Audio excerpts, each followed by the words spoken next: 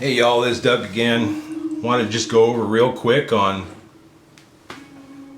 how you're going to typically test your power transformer if you should happen upon one, or at least to inspect it as it comes in brand new. I have a fairly heavy little monster right here. Doesn't bounce around, so it'd work good for the video. So anyway, let's get started. What we have here is a Variac. This is just a 5 ampere. You can usually get them on eBay for hopefully less than $100. Maybe if you're lucky you get one about 50. So if you see one, grab it. It's very handy for slowly starting what potentially could be a smoking situation. Luckily I double and triple check everything I do at least, and never had one burning up. But I have bumped myself on some undischarged electrolytic filter caps. That's not fun, but anyway, saves a cup of coffee. So let's get started here. First off, I want to describe the transformer and the wires coming out of it. These are the 120 volt primaries right here. Typically it's going to be a black and white wire. Bring it up to the camera a little bit closer so you can see. This is 3 wires pretty much. There's usually 2 reds, that's the high voltage winding. And then they'll come with a center tap, which is usually a red with a yellow stripe. Here we're lucky enough to have a 5 volt winding. These are yellow wires typically. And then the green wires, which are always going to be your 6.3 volt filament wires, which are going to be for all the tubes with the rectifier tube. That's reserved strictly for the 5 volt yellow wires. In this case, because of the 5Y3. It's just the first number on tubes is the filament voltage. It's a hot wire inside, and that kind of generates the ions to be accelerated throughout the tube, and that's how it works. So again, these in this circuit, the green wires are going to be the 6.3 filament voltage for the 6SL7 and the 6V6. 2 out of the 3 tubes, and this is for the first tube, the rectifier. So that's just the hot wire supply. We'll end up rectifying this output, putting it through some filter capacitors and through a network of some resistors. Actually, there are the 3 connected in series with a capacitor to ground in between each one of those. And also what we call the bias voltage, and that's going to be, in this case, B1, B2, and B3. B1 will be after a 100 ohm resistor, B2 will be after a 2000 or a 2.2K resistor, approximately. And that's an area for fine tuning also. And the last one's going to be the B3 voltage, which is where the preamp gets its voltage, the first tube. Usually the voltage starts out lower and gets higher as you get towards the final output or the higher output. So let's get started here. We have our meter. It's set to the highest voltage right now. We have a maximum of 750 volts AC that the meter will take before it blows up. By the way, I would get very serious about, some people don't like to, I traditionally never have, but about 10 years ago I just couldn't find anything around here that I needed. So I tried to shop locally, and I ended up going to some pawn shops, and sure enough they have digital voltmeters, and they're usually $30–40, and some, if you're lucky, you'll get a Fluke brand, and those are going to usually be something that's going to last you a long time. So let's get started. So by the way, a video shutting off, it's some sort of memory card problem, known issue, yada yada. So what we'll do first off is just go ahead and put these little mini clips, which are great. Nobody wants to hold the probe. Also, beware of the wires. They're going to be carrying this high voltage, so we don't want them laying on our lap or anything. So the Variac is just a variable voltage transformer. Power in, plugs into the wall. We have just a simple old extension cord with jumper leads soldered on, just a couple alligator clips. And they're spread enough apart and they're wrapped tightly, so they're not going to move around or short out. So this 5 volt winding here is looking right at me. Let me move it over here a little bit, just make sure it's out of the way. So power's off. We'll go ahead and turn on the switch here. dial the voltage all the way down to start. Now the power is on, and I can already see, I don't know if you can see this, I'll try to adjust it for the camera. There we go. Let's get that fixed up here real quick. Excuse me for the delay. I want to make sure you see the display. Okay, here we are. And right now we're just at 10%. And we're already reading 56 volts. So we know we're on the high voltage wires. And here's 60%, 70%. This will go higher than the input voltage, just so you know. Now typically our line voltage is going to be on this scale here about 100. Actually, it should be about approximately the voltage. We'll dial it up to about 123. And lo and behold, we have 636 volts, as you can see. Now, anytime we're going to, let's say, go over and measure the center tap, see if we got about half of that, we'll go ahead and just shut it off to be safe. And you can see it's fully discharged, so we'll go ahead and touch the leads. Now, I'm on the center tap wire, this yellow striped red wire, and we had 636, there's about 318, that's about half.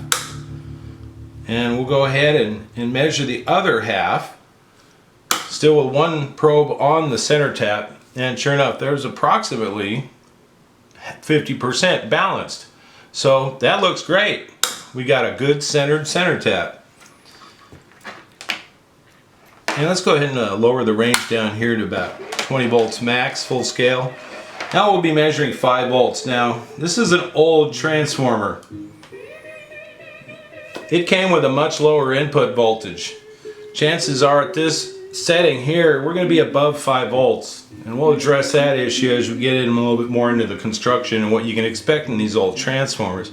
The good thing is that if they're used to seeing only 112 volts input and we're giving them 123, that your high voltage, you're going to get a little bit more high voltage. Hey, whoopee! Sometimes, well, for me, I like that.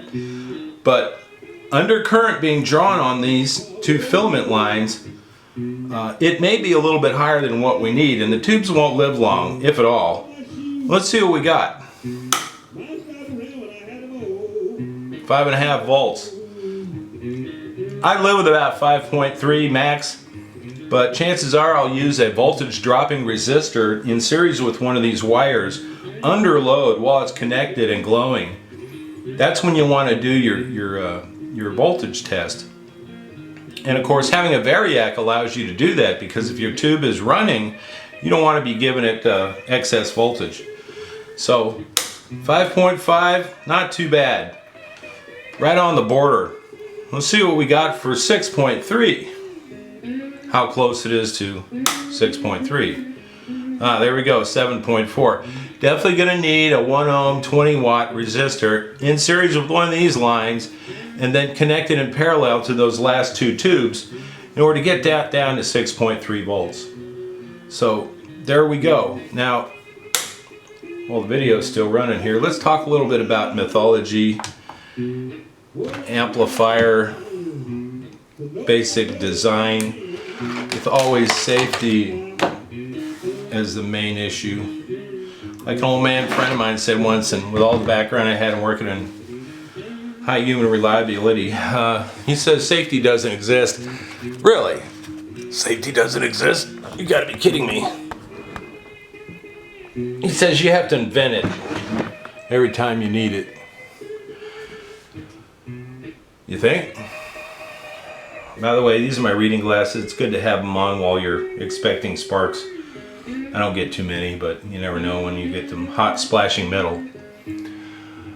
Amplifier construction on this now, there's a whole dynasty of tube data sheets going by the maximum amount of power that you can expect out of a tube. When I say power, I'm talking watts. That's the volts times the amps out of each tube. And for the final power tube, the 6v6, what we're building is called a Class A amplifier. And if you refer to, let's say, go to the internet and type in 6v6 datasheet, and you'll see it's noted in a section called Class A amplifier numbers that the maximum power you can apply to this tube is about 20 watts, maybe 12 watts. Hold on.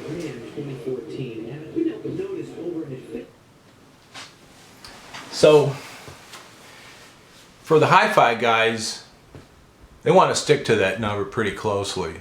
For the guitar amplifier people, well, you haven't really lived until you've overbiased a tube and it sounds great.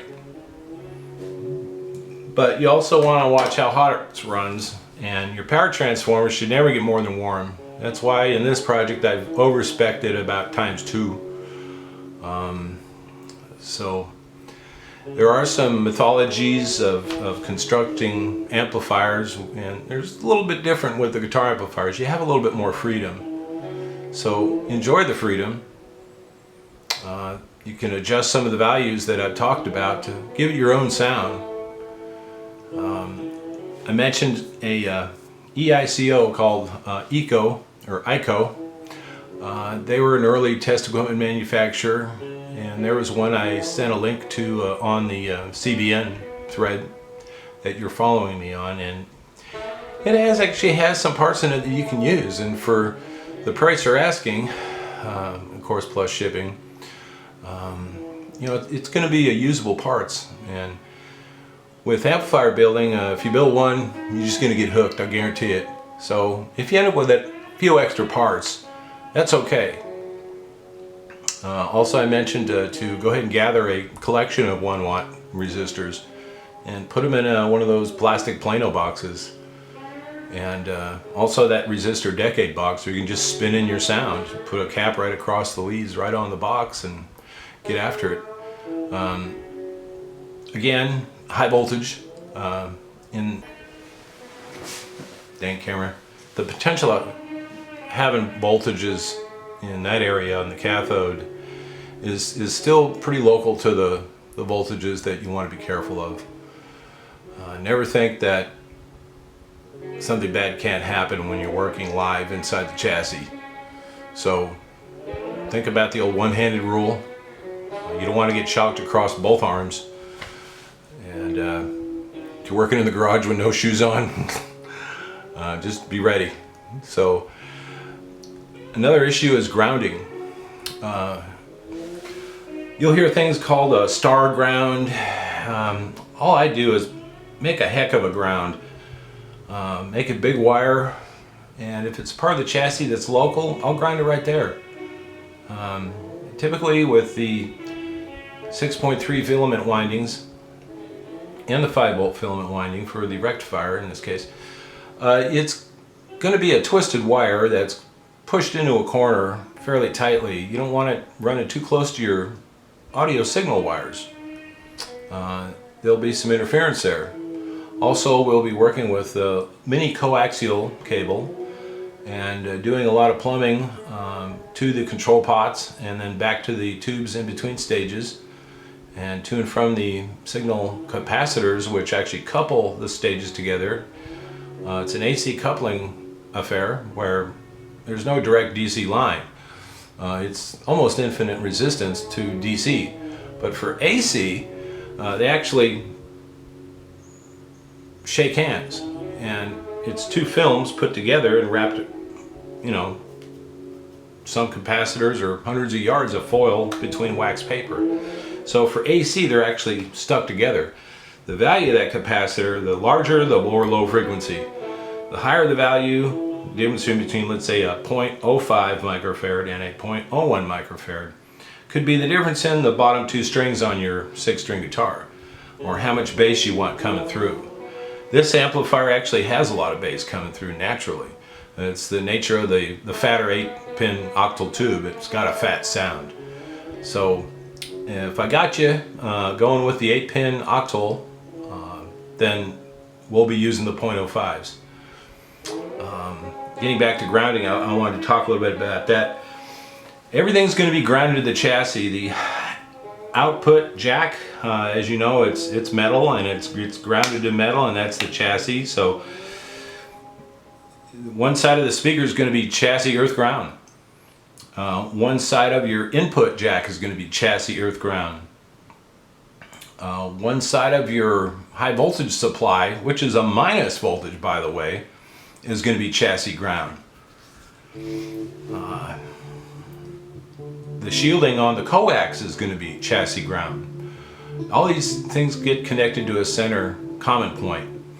Now, they can be measured, or I should say connected to the exact same spot, but I usually like to go to the closest spot to where I'm working.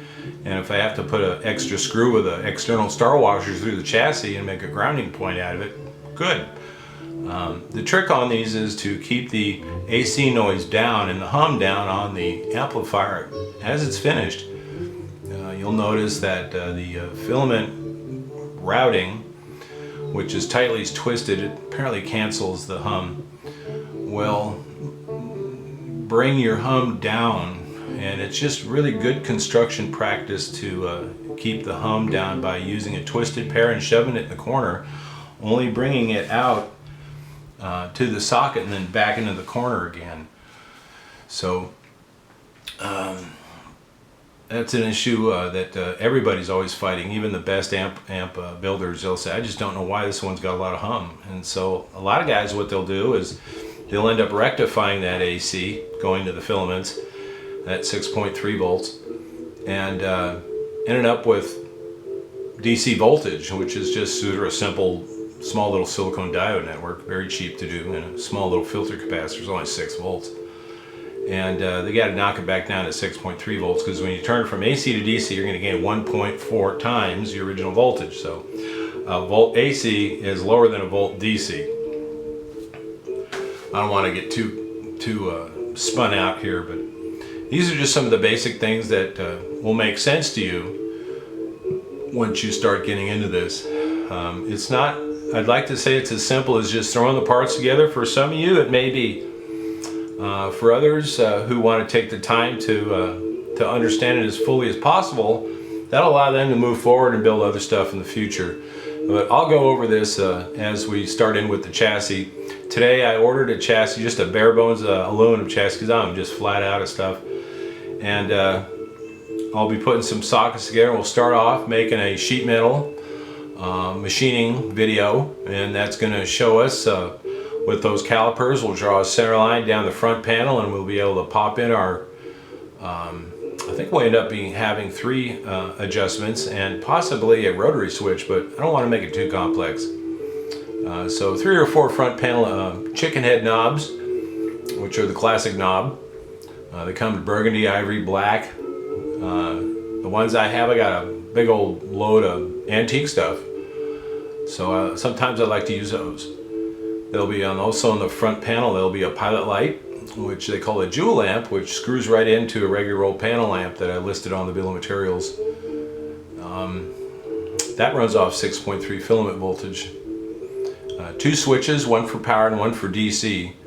You'll want to turn on the filament first and then the DC last. And one of the links that I gave you under a link about safety and beginner practices with amplifiers that goes over that, and a few of the posts on a forum called I think the Gear Page.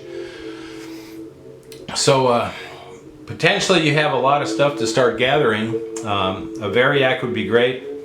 A decent meter. Those little Harbor Freight meters will blow up over 200 volts. I've seen them. A resistor collection, possibly a decade box. Maybe some scrap surplus vintage electronics. Some other parts that's on the BOM, bill of materials. And it'll be about a week from the 6th of September that I get that chassis, and then at that point we'll start it fresh, and we'll be punching for the sockets and drilling for the front panel and the IEC receptacle, which I have a sheet metal nibbler.